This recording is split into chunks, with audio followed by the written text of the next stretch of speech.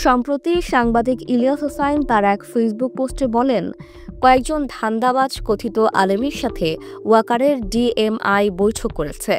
জাতিসংঘের বিরুদ্ধে আলেমদের দাঁড় করিয়ে পশ্চিমাদের আমাদের পাশ থেকে সরাতে পারলেই আবারও ভারতের পেটে দেশকে ঢোকানো যাবে। দাড়ি টিপিওয়ালা লোকজনকে নামিয়ে আবারও বাংলাদেশকে জঙ্গি হিসেবে দেখানোর পায়তারা চলছে। সাবধান, আগে আমার দেশের সক্ষমতা বাড়ান, তারপর জাতিসংঘের বিরুদ্ধে দাঁড়ান।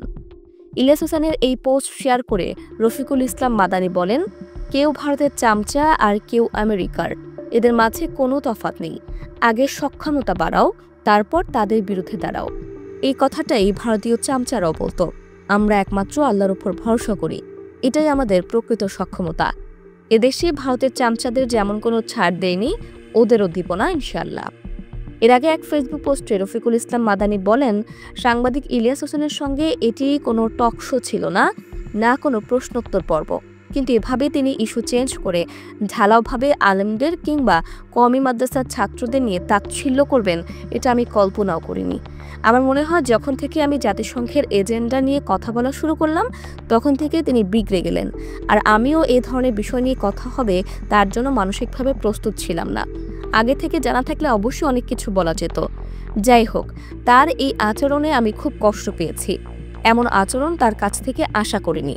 তবে একটা ভালো দিক হয়েছে, আমরা বুঝে গেছি পরিপূর্ণ দ্বীনের প্রতি আনুগত্য না থাকলে কেউ ইসলামী জীবন ব্যবস্থা মেনে চলতে পারে না। এই পশ্চিমা ধাঁচে বেড়ে ওঠা লোকেরা যদিও আমাদের কিছু কাজে সহযোগিতা করতে পারে, তবে পরিপূর্ণ দ্বীন ও ইসলামী রাষ্ট্র ব্যবস্থা তারা মেনে নিতে পারে না। তবে আমি আলহামদুলিল্লাহ আমার কাজ করে যাব ইনশাল্লাহ।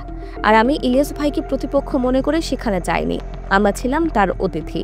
তাই তার তাচ্ছিল্যের ভাষা ব্যবহার করে অনলাইনে তার সাথে ঝগড়ার পরিবেশ তৈরি করিনি। তবে ইলিয়াস হোসেন কেন, যে কারো বিপরীতে হকের কথা বলার সৎ সাহস ও হিম্মত আলহামদুলিল্লাহ আমার আছে। সরাসরি বলতে গেলে আমার মুখে একসময় কথাও চলে এসেছিল, আপনি কি নামাজের ওয়াজিব জানেন, ঈমান ভঙ্গের কারণ জানেন, নামাজের ফরজ জানেন, তাহলে তো আপনি আরও বড় জাহেল। কিন্তু আমি দাঁতে দাঁত চেপে তা আটকে রেখেছি, কারণ আমি চাই শালীনতা বজায় থাকুক এবং তার ভাষায় তাকে আমিও তাচ্ছিল্য না করি, দাওয়াতের পথে উন্মুক্ত থাকুক।